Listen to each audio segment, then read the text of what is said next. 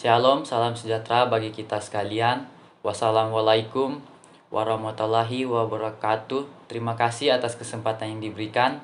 Pertama-tama kita panjatkan puji dan syukur kepada Tuhan Yang Maha Esa, karena kasih karunia-Nya dan berkat-Nya kita masih diberikan kekuatan dan nafas hingga sampai pada saat ini.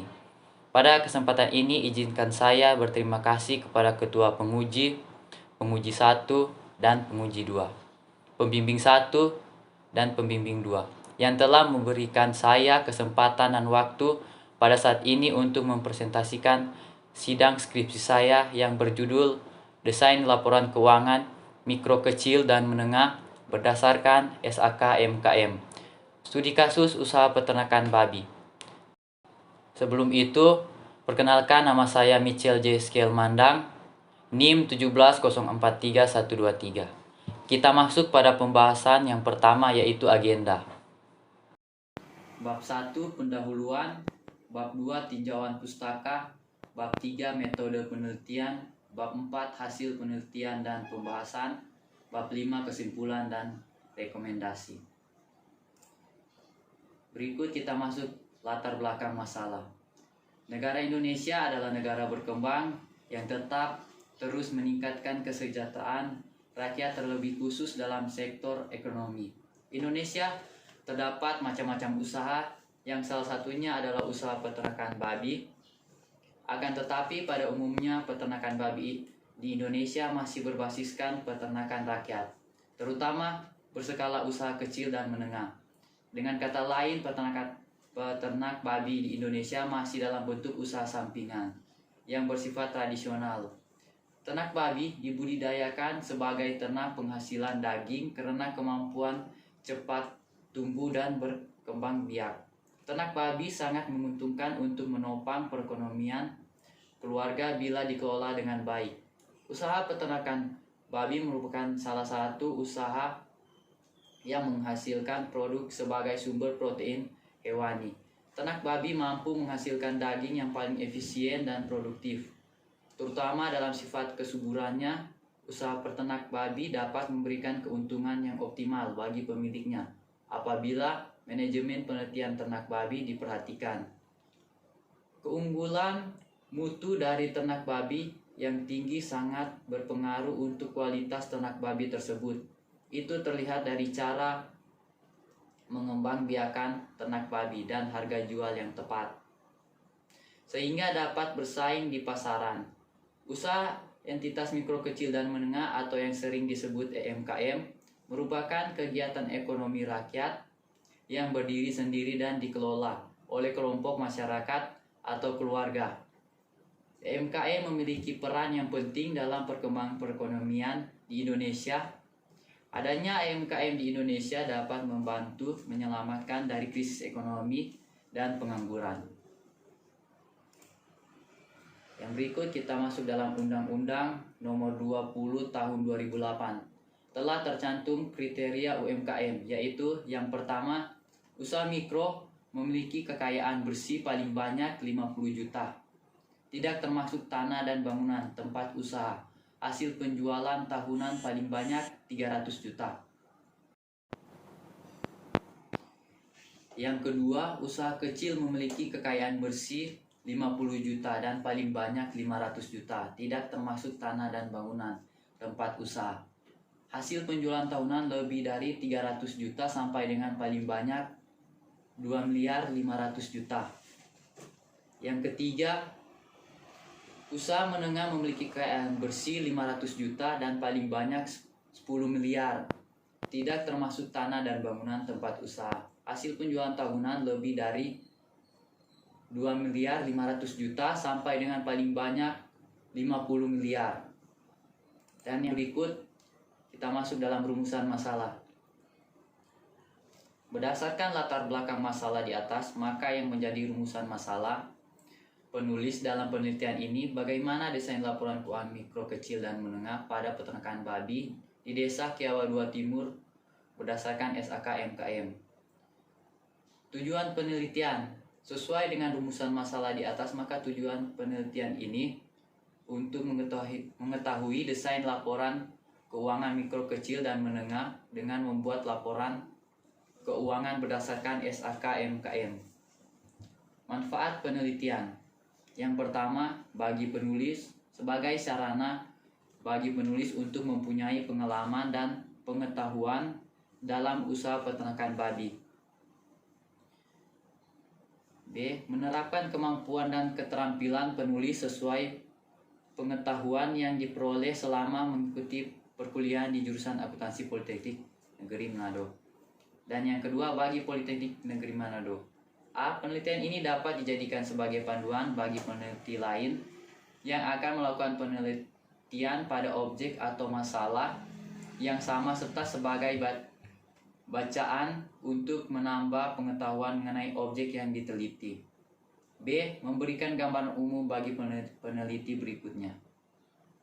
Yang ketiga, bagi pengusaha untuk membantu peternakan dalam proses pencatatan akuntansi agar mempermudah perhitungan laba atau rugi peternakan berdasarkan SAK-MKM.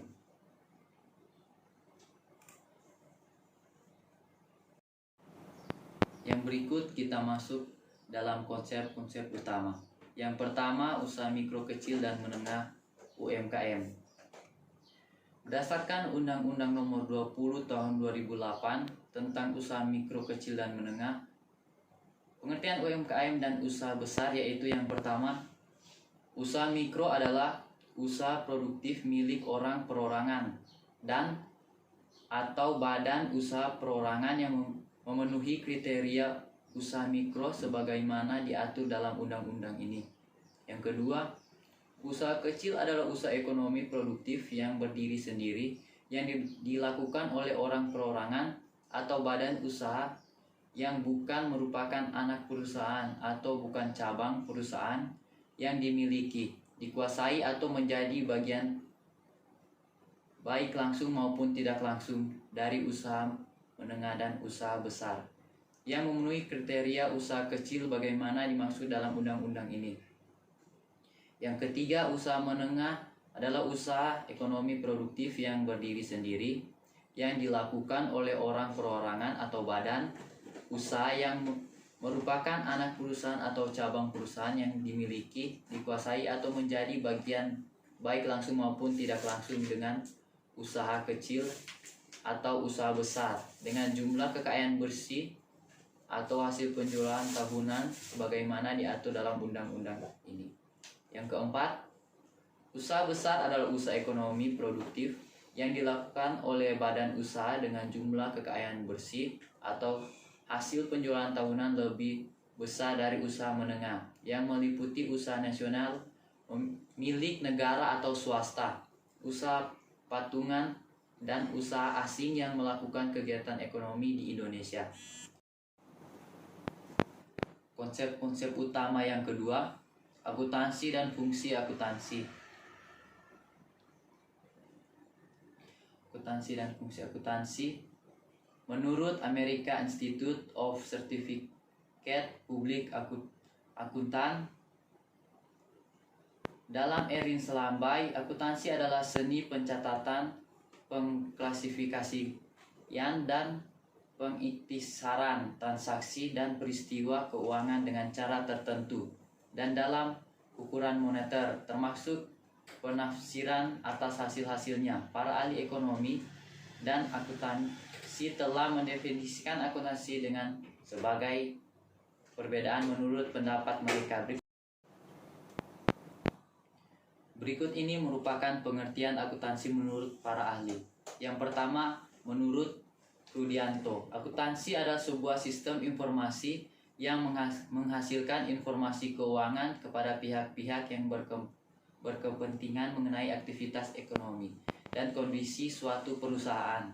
Yang kedua, menurut Sam Rai, akuntansi merupakan suatu sistem informasi yang digunakan mengubah data dari transaksi menjadi informasi keuangan.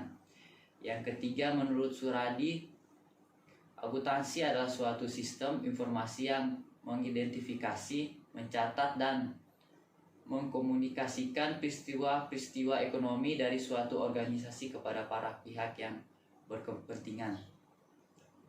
Konsep-konsep utama yang ketiga, siklus akuntansi.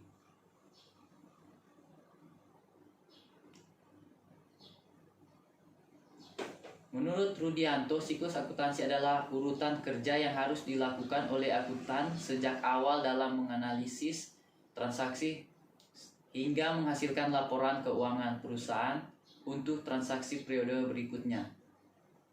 Pencatatan akuntansi ada dua, yaitu cash basis dan accrual basis. Dalam akuntansi berbasis cash atau cash basis tidak akan mencatat suatu transaksi jika belum ada uang cash yang diterima atau dikeluarkan. Sedangkan berbasis accrual atau accrual basis, suatu transaksi langsung diakui pada saat terjadinya tanpa memperhatikan uang cash sudah diterima atau belum. Secara rinci, kegiatan yang membentuk siklus akuntansi dapat diurutkan sebagai berikut. Yang pertama, menganalisa transaksi perusahaan dan menyiapkan bukti transaksi. Yang kedua, mencatat akun dan buku jurnal. Yang ketiga, memposting akun ke buku besar. Yang keempat, menyusun neraca saldo. Yang kelima, membuat jurnal penyesuaian. Yang keenam, menyusun neraca lajur atau kertas kerja. Yang ketujuh, menyusun laporan keuangan atau laporan laba rugi dan laporan neraca. Yang kedelapan, membuat jurnal penutup dan neraca saldo penutup. Konsep-konsep utama yang keempat, standar akuntansi keuangan entitas mikro, kecil, dan menengah, SAK-MKM. Yang pertama, ruang lingkup. Dewan Standar Akuntansi IAI mengeluarkan standar akuntansi entitas mikro, kecil, dan menengah SAK-MKM dirancang sebagai standar akuntansi yang sederhana yang dapat digunakan untuk entitas mikro, kecil, dan menengah, sehingga UMKM dapat menyusun laporan keuangan untuk tujuan akuntabilitas atau pengambilan keputusan. Laporan keuangan tersebut dapat juga digunakan oleh entitas untuk memperoleh pendanaan dari pihak lain serta lampiran pelaporan pajak. SAK-MKM dapat digunakan oleh entitas yang tidak memenuhi definisi dan kriteria dalam paragraf pertama dan kedua jika otoritas mengizinkan entitas tersebut untuk menyusun laporan keuangan berdasarkan SAK-MKM. Laporan tersebut merupakan hasil akhir proses akuntansi. Laporan keuangan terdiri dari neraca, laporan rugi laba yang digunakan perusahaan untuk melakukan pengambilan keputusan guna mencapai tujuan perusahaan. Yang berikut penelitian terdahulu. Penelitian yang pertama, Jilma Dewi Ayuning-Yas, SPD, MSI. Judul: Penyusunan laporan keuangan UMKM berdasarkan standar akuntansi keuangan entitas mikro, kecil, dan menengah SAK-MKM. Studi kasus di UMKM Bintang Malam, Pekalongan. Yang penelitian kedua, Supriyati SE, MSI, AKCA. Judul: Model perancangan laporan keuangan UMKM berbasis SAK-MKM pada budidaya perikanan Kota Majalaya. Kita masuk dalam metode penelitian. Jenis penelitian ini merupakan penelitian deskriptif kualitatif. Penelitian deskriptif kualitatif adalah penelitian dengan mendeskripsikan data-data non-statistik yang dikumpulkan melalui riset, eksplorasi, dan dikelola secara sistematis sampai pada hasilnya. Menurut Travers, metode deskriptif bertujuan untuk mendeskripsikan sifat suatu yang sedang berlangsung pada saat riset dilakukan serta memeriksa sebab-sebab dari suatu gejala tertentu. Penelitian deskriptif kualitatif merupakan bagian dari peneliti kualitatif. Penelitian ini bertujuan untuk mengangkat fakta, keadaan, variabel, dan fenomena yang terjadi ketika penelitian berlangsung dan menyajikan apa adanya. Penelitian deskriptif kualitatif bertujuan untuk mendeskripsikan fakta-fakta dan keadaan yang ada pada usaha peternakan babi mengenai penyusunan laporan keuangan. Penelitian yang digunakan dalam penulis skripsi ini adalah penelitian kualitatif. Tempat dan waktu penelitian. Penelitian ini dilaksanakan di Desa Kiawa 2 Timur, Kecamatan Kaumpuan Utara, Kabupaten Minahasa, Provinsi Sulawesi Utara. Objek dari penelitian ini adalah salah satu usaha yang bergerak di bidang peternakan, yaitu usaha kecil peternakan babi.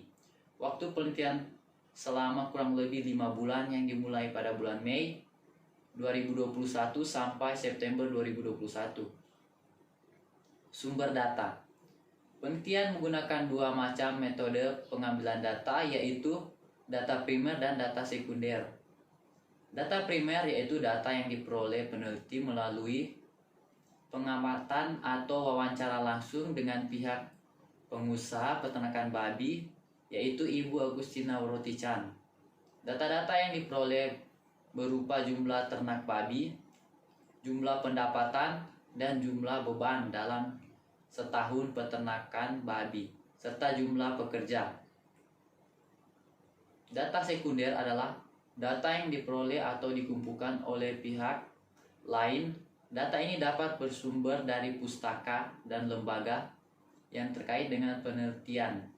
Selain informasi yang dimiliki dari peternakan, penulis memperoleh informasi dari buku-buku yang berhubungan dengan akuntansi entitas mikro kecil dan menengah. Dalam hal ini adalah SAK MKM.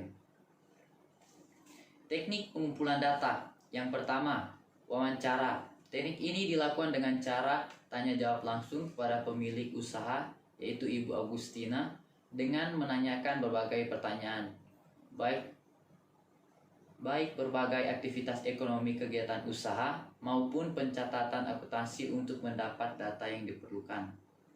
Yang kedua, dokumentasi. Pengumpulan data dengan metode ini yaitu dengan cara mengumpulkan data usaha peternakan babi berupa gambaran umum usaha peternakan babi, struktur organisasi, serta ternak babi. Teknik analisis data. Yang pertama, mengamati objek penelitian yang akan dirangkum dalam gambaran umum. Yang kedua, mengumpulkan data-data aktivitas ekonomi usaha peternakan babi melalui wawancara dan dokumentasi. Data-data aktivitas ekonomi tersebut merupakan jumlah pendapatan dan jumlah beban dan transaksi-transaksi yang dilakukan. Yang ketiga, mengidentifikasi data-data aktivitas ekonomi usaha peternakan babi.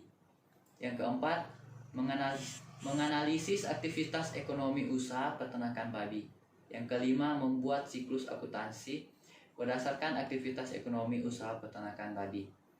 Dan yang keenam, membuat desain penyusunan laporan keuangan pada usaha peternakan babi berdasarkan SAK MKM. Yang berikut kita maksud dalam hasil penelitian dan pembahasan.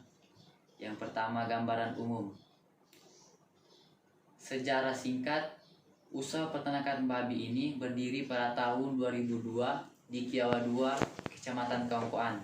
Usaha ini didirikan oleh Ibu Agustina yang termotivasi oleh kerabat Ibu Agustina. Dalam mendirikan usaha ini, Ibu Agustina membangun kandang tradisional yang berjumlah 10 kandang atau bak. Seiring dengan perkembangan jumlah total kandang menjadi 19 bak yang terbagi induk babi 13 bak dan untuk penggemukan 6 bak dengan jumlah pekerja 2 orang. Yang kedua, hasil penelitian.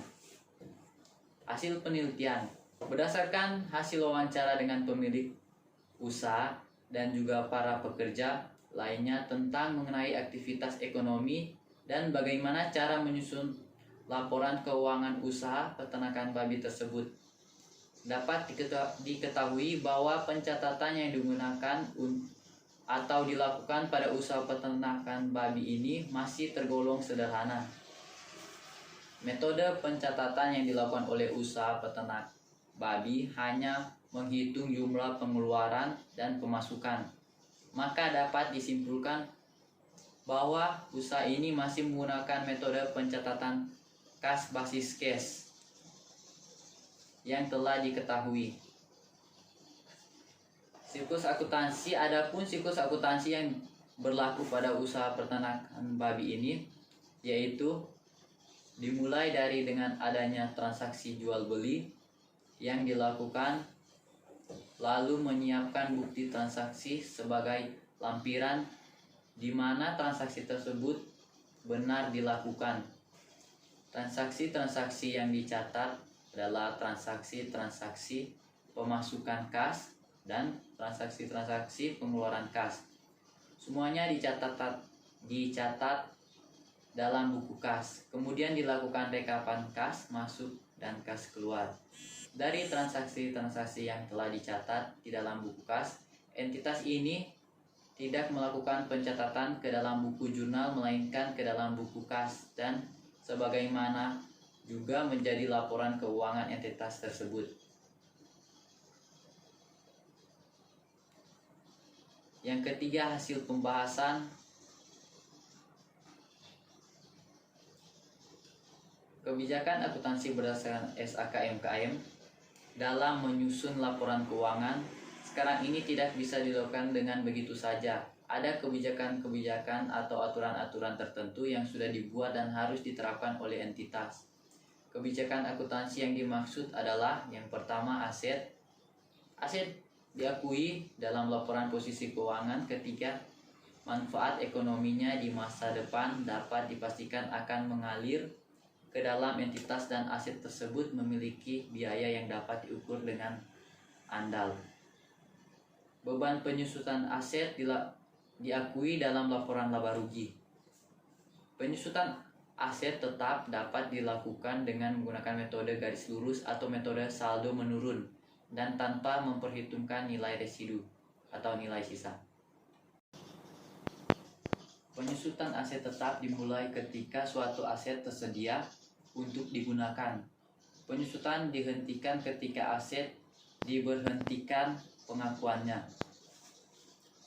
Umur manfaat aset ditentukan berdasarkan periode kegunaan yang diperkirakan oleh entitas. B. Liabilitas dan ekuitas. Yang pertama, liabilitas dicatat sebesar jumlah yang harus dibayarkan. Kedua, modal yang disetor oleh pemilik dana dapat berupa kas atau setara kas atau aset non kas yang dicatat sesuai dengan peraturan perundangan yang berlaku. Yang ketiga, liabilitas disajikan dalam kelompok liabilitas dalam laporan posisi keuangan. Yang keempat, modal saham, tambahan modal disetor, dan saldo laba rugi disajikan dalam sekelompok ekuitas dalam laporan posisi keuangan. C. Pendapatan dan beban. Yang pertama, pendapatan diakui ketika terdapat pembayaran yang diterima atau yang masih harus diterima baik pada masa sekarang atau masa depan. Yang kedua, jika pembeli membayar sebelum barang atau jasa tersebut diberikan, maka entitas mengakui penerimaan tersebut sebagai liabilitas, yaitu pendapatan diterima di muka. Yang ketiga, jika pembeli belum membayar ketika barang atau jasa tersebut telah diberikan, maka entitas mengakui adanya aset yaitu piutang usaha. Yang keempat, jika pekerja memberikan jasa kepada entitas selama periode pelaporan, maka entitas mengakui beban imbalan kerja sebesar nilai tidak terdiskonto yang diberikan akan dibayarkan sebagai imbalan atas jasa tersebut. 5. Pendapatan disajikan dalam kelompok pendapatan dalam laporan laba rugi. Yang keenam, beban disajikan dalam kelompok beban dalam laporan laba rugi. D. Pajak penghasilan. Yang pertama, entitas mengakui aset dan liabilitas pajak penghasilan dengan mengikuti peraturan perpajakan yang berlaku. Yang kedua, entitas tidak mengaku aset dan liabilitas pajak tangguhan. Yang berikut kita masuk dalam kesimpulan dan rekomendasi. Kesimpulan, dari hasil penelitian yang telah dilakukan, maka dapat disimpulkan bahwa proses penyusunan laporan keuangan dalam 1 bulan ini belum memenuhi kriteria penyusunan laporan keuangan yang sesuai dengan SAK-MKM.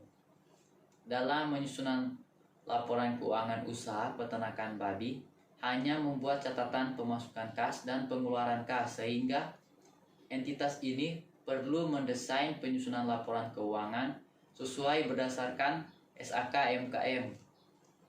Untuk siklus akuntansi yang ada di usaha peternakan babi juga masih belum sesuai untuk melakukan pencatatan seperti yang diatur dalam standar akuntansi keuangan entitas mikro, kecil, dan menengah SAK-MKM.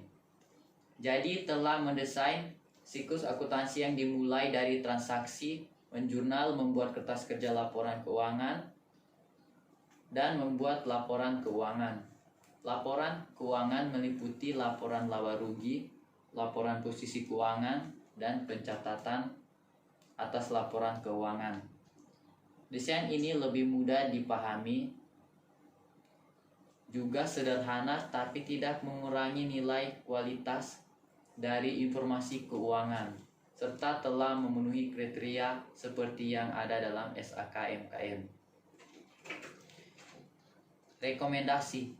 Yang pertama, untuk mengelola usaha peternakan babi, kiranya dapat menerapkan desain penyusunan laporan keuangan berdasarkan SAK-MKM yang sudah dibuat oleh penulis demi kelangsungan usaha peternakan babi, sehingga penyusunan laporan keuangan yang dibuat oleh pengelola usaha sudah berlandaskan sesuai dengan standar akuntansi keuangan.